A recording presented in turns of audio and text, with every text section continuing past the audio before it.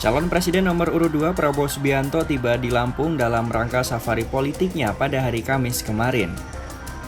Kedatangan Prabowo disambut meriah oleh para pendukungnya. Di hadapan para pendukungnya, Prabowo Subianto sempat menyebut jika ada pihak tertentu yang ingin mengadu domba dirinya dengan rakyat. Ia menyampaikan jika upaya itu dilakukan dengan membahas soal kepemilikan lahannya. Kendati begitu, Prabowo enggan menyebut siapa figur yang ia sindirnya. Ada tukang hasut,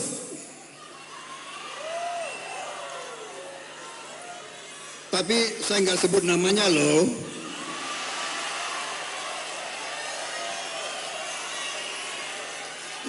Nanti dibilang Prabowo emosi.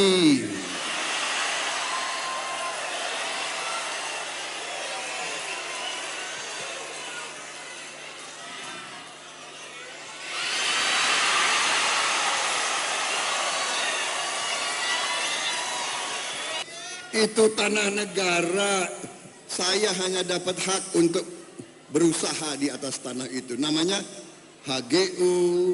Dan saya sudah katakan, setiap kali negara perlu, ambil semuanya.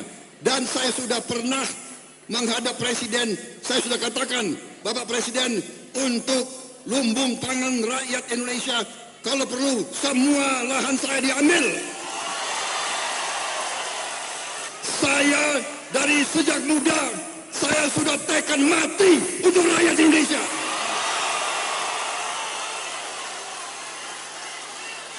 Kita tidak akan gentar, kita tidak akan lelah, kita tidak akan menyerah, kita tidak akan takut dengan hujatan, dengan ejekan, dengan fitnah.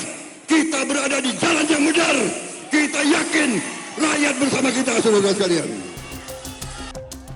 Sedangkan calon presiden nomor urut 1 Anies Baswedan mengunjungi kota Samarinda, Kalimantan Timur pada hari Kamis kemarin dalam agenda Desak Anies.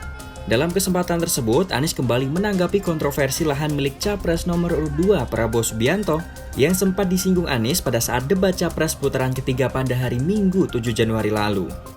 Anies menjelaskan materi yang ia ungkapkan dalam debat Capres tersebut mengutip pernyataan dari Jokowi pada saat debat pemilu 2019.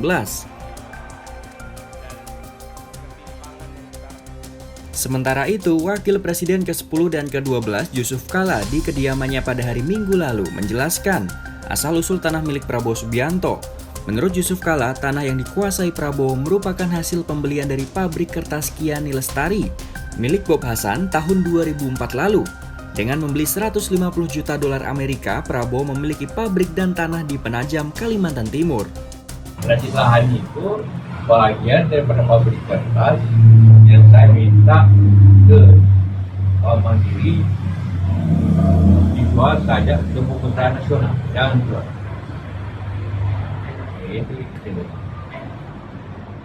Sayangnya sampai sekarang pabrik itu tidak berjalan. Jadi, saya baca kan tidak tahu ada tulisan juga tidak berjalan, tidak bagaimana diteruskan. Jadi karena pabriknya tidak jalan baik gitu kan, otomatis lahannya juga tidak dipakai kan. Jadi memang kalau Pak Prabowo ingin kembali ke negara, tidak begitu, tidak dimanfaatkan dengan baik lahannya. Jadi itulah kronologis daripada. Jadi saya bukan yang saya berikan, dia beli pabriknya ada izin lahan. Tapi beda kabupaten. Kalau pabriknya kok tidak salah di Berau, tanaman lahannya ada di Penajam.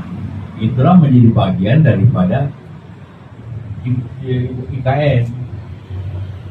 Jadi langsung menjadi bagian dari kota. Tidak salah itu. Tapi untuk jelas di mana tempatnya, saya sudah setuju agar dijual ke pemerintah pribadi, bukan nasional, pribadi. Itu arahan saya ke Mendikbud. Itu ya, supaya jelas jangan kalau ada mengatakan itu saya tidak punya hak untuk yang memberikan itu dari kehutanan, tapi izinnya pabrik dan lahan. Nah, itu. Jadi memang ada itu, tapi dengan niat baik programnya, walaupun sayangnya tidak dilakukan dengan baik, tidak market. Etika. Artinya, Sedangkan serangan Anies kepada Prabowo berbuntut panjang. Mantan Gubernur DKI Jakarta tersebut dilaporkan ke Bawaslu oleh pendekar hukum pemilu bersih. Mereka menganggap Anies telah melakukan serangan personal kepada Prabowo. Yusuf Kala justru menilai Jokowi bisa saja menjadi saksi karena pernyataan Anies mengutip kata-kata mantan wali kota Solo tersebut.